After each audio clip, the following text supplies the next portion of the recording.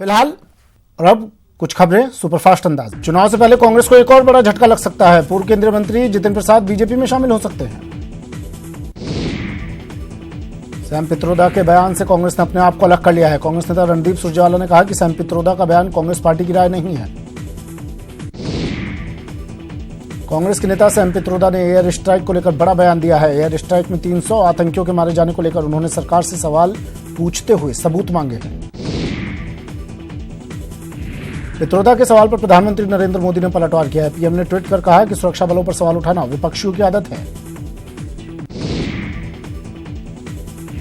प्रधानमंत्री नरेंद्र मोदी के पलटवार के बाद कांग्रेस नेता सैम पित्रोदा ने अपने बयान पर सफाई दी है। उन्होंने कहा कि मेरे बयान को गलत तरीके से पेश किया गया है। सैम पित्रोदा के बयान पर वित्त मंत्री अरुण जेटली ने कहा कि यह बहुत ही दुर्भाग्यपूर्ण बयान है। जो लोग इस देश को समझते नहीं है, सुरक्षा बलों को नहीं समझते हैं, केवल वही इस तरह के बयान दे सकते हैं। क्रिकेटर गौतम गंभीर भारतीय जनता पार्टी में शामिल हो गए हैं। गंभीर ने वित्त मंत्री अरुण जेटली और कानून मंत्री रविशंकर प्रसाद की मौजूदगी में बीजेपी की सदस्यता ली। वित्त मंत्री अरुण जेटली ने कहा कि गौतम गंभीर के आने से पार्टी को मजबूती मिलेगी और पार्टी लगातार अपना विस्तार कर रही है। बीजेपी में शामिल होने के बाद गौतम गंभीर ने कहा कि पीएम मोदी के विजन से प्रभावित होकर बीजेपी ज्वाइन की है। दिल्ली के 7 उम्मीदवारों के टिकट बंटवारे को लेकर दिल्ली बीजेपी प्रभारी निर्मला सीतारमण आज पार्टी मुख्यालय पहुंची। इस दौरान मनोज तिवारी समेत 7 नेता शामिल हुए।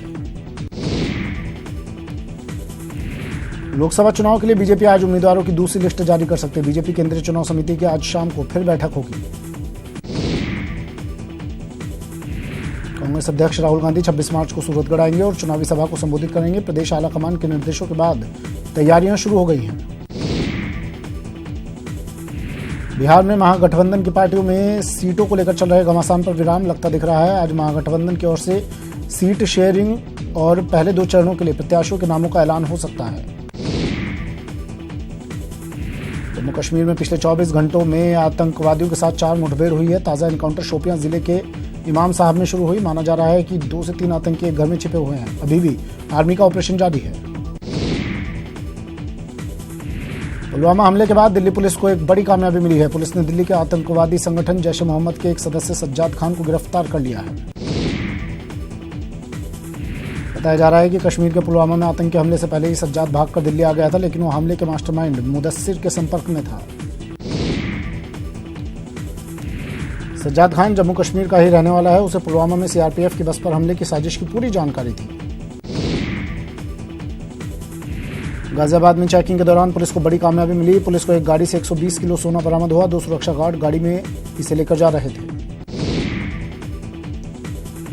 बसपा ने यूपी चुनाव के लिए अपने उम्मीदवारों की पहली सूची जारी कर दी है। सपा बसपा गठबंधन के तहत 38 सीटों पर चुनाव लड़ रही बसपा ने अपने 11 उम्मीदवारों के नाम घोषित कर दिए हैं। गुरुवार को होली के दिन बीजेपी ने लोकसभा चुनाव के लिए 184 उम्मीदवारों की पहली लिस्ट जारी की। प्रधानमंत्री नरेंद्र मोदी वाराणसी से और बीजेपी अध्यक्ष अमित शाह गांधीनगर से चुनाव लड़ेंगे। दिल्ली में आयोजित प्रेस कॉन्फ्रेंस में बीजेपी के वरिष्ठ नेता जेपी नड्डा ने लोकसभा चुनाव के लिए उम्मीदवारों की सूची जारी की। उन्होंने बताया कि 19 मार्च और 20 मार्च को बीजेपी की केंद्रीय चुनाव समिति की बैठक हुई, जिसमें एक-एक करके राज्यों पर चर्चा हुई थी। गृह मंत्री राजनाथ सिंह अपनी पुरानी सीट लखनऊ से लड़ेंगे, जबकि नितिन गडकरी नागपुर से प्रत्याशी होंगे। स्मृति ईरानी अमेठी से चुनाव लड़ेंगी। ईरानी के सामने कांग्रेस अध्यक्ष राहुल गांधी मुकाबले में होंगे। बीजेपी ने उत्तर प्रदेश, उत्तराखंड, तमिलनाडु, गुजरात, छत्तीसगढ़, पश्चिम बंगाल, राजस्थान, अरुणाचल प्रदेश और त्रिपुरा समेत कई राज्यों के उम्मीदवारों की घोषणा की। बीजेपी ने अपने उम्मीदवारों की जो पहली लिस्ट जारी की है, उस लिस्ट में बिहार से एक भी कैंडिडेट का नाम नहीं है। बिहार के कैंडिडेट के नामों की घोषणा एनडीए के साथ की जाएगी। बीजेपी की जारी की गई लिस्ट में राजस्थान की 16 सीटों के उम्मीदवारों के नाम शामिल हैं। इन 16 प्रत्याशियों में से 14 पर पार्टी ने फिर से भरोसा जताते हुए दोबारा से उम्मीदवार बनाया है। प्रदेश की श्रीगंगानगर सीट से निहाल चंद मेघवाल को टिकट दिया गया है। निहाल चंद 4 बार सांसद, 1 बार विधायक रहकर श्रीगंगानगर जिले का प्रतिनिधित्व कर चुके हैं। बीकानेर सीट से अर्जुन राम मेघवाल चुनाव लड़ेंगे। मेघवाल का नाम घोषित होने के बाद अर्जुन समर्थकों ने खुशियां मनाई। अर्जुन मेघवाल ने कहा, चुनाव जीतकर वे इतिहास रचेंगे।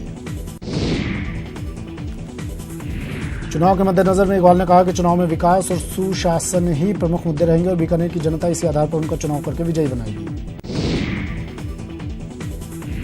सीकर सीट से सुमेधानंद सरस्वती चुनाव लड़ेंगे। स्वामी सुमेधानंद सरस्वती को टिकट दिए जाने की घोषणा होने के साथ ही सीकर जिले की भाजपा में जश्न का माहौल हो गया। पीपी चौधरी का नाम घोषित होते ही कार्यकर्ताओं ने पीपी चौधरी को बधाइयां दी। जयपुर ग्रामीण सीट से राज्यवर्धन सिंह राठौर को उम्मीदवार के रूप में चुना गया। बीजेपी कार्यकर्ताओं ने राठौर को बधाई देते हुए आगामी चुनाव में ऐतिहासिक जीत हासिल करने का वादा किया। जयपुर सीट से रामचरण बोहरा को टिकट दिया गया है। रामचरण के नाम का ऐलान होते ही बीजेपी के कार्यकर्ताओं ने बोहरा के आवास पर पहुंचकर उनको बधाई दी। इस दौरान रामचरण बोहरा ने टिकट देने के लिए पीएम मोदी और पार्टी अध्यक्ष अमित शाह का आभार जताया। प्रमुख सवाई माधोपुर सीट से सुखबीर सिंह जौनपुरिया चुनाव लड़ेंगे। अजमेर सीट से भागीरथ चौधरी चुनाव लड़ेंगे।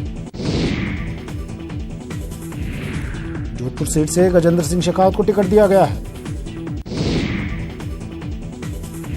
नाम घोषित होने के बाद से ही शेखावत के निवास पर भाजपा कार्यकर्ताओं की ओर से बधाई देने वालों का तांता लग गया।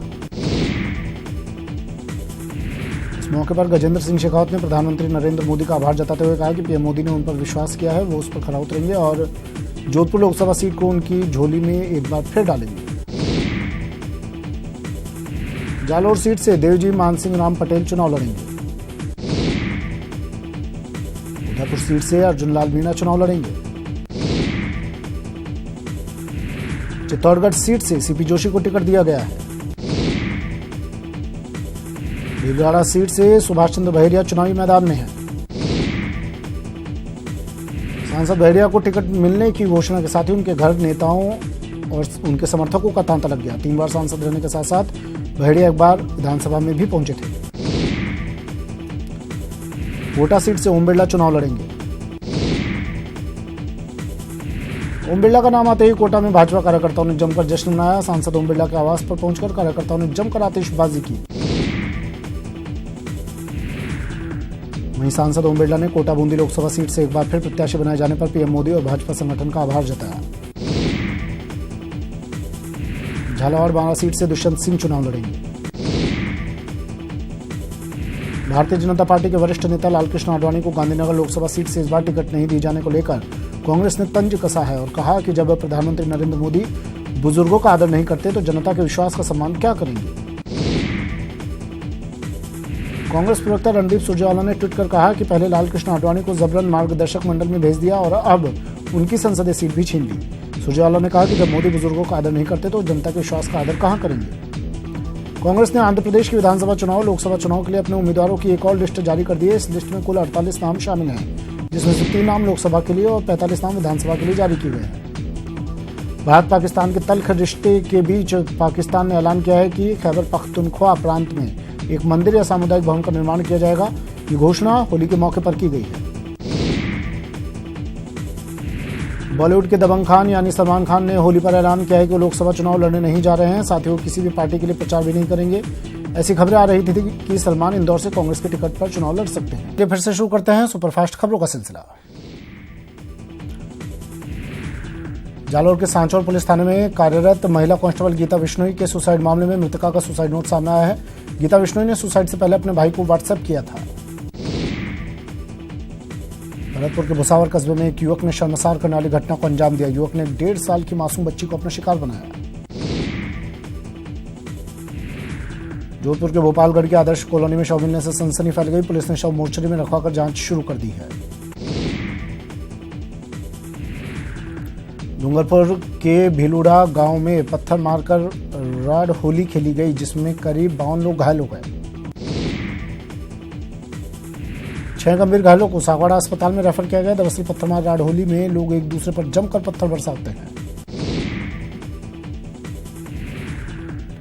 उदयपुर शहर के इंदिरा नगर बीड़ा इलाके में पुरानी रंजिश के चलते बाप बेटे ने अपने 2 अन्य साथियों के साथ मिलकर वाल्मीकि समाज के एक परिवार पर चाकू से हमला कर दिया। मामले में घर के मुखिया पवन परदेसी की इलाज के दौरान मौत हो गई। अलवर जिले के बहरोड थाना पुलिस ने किन्नर बनकर 1 लाख रुपए की अवैध चौथ वसूली करने वाले 2 बदमाशों को गिरफ्तार किया। पुलिस आरोपियों से पूछताछ कर रही है। करौली के खनपुर गांव में पुराने विवाद को लेकर 2 पक्षों में झगड़ा हो गया। झगड़े में जमकर लाठी डंडे और पथराव हुआ। इस दौरान एक ही पक्ष के करीब 16 लोग घायल हो गए। घायलों का इलाज जारी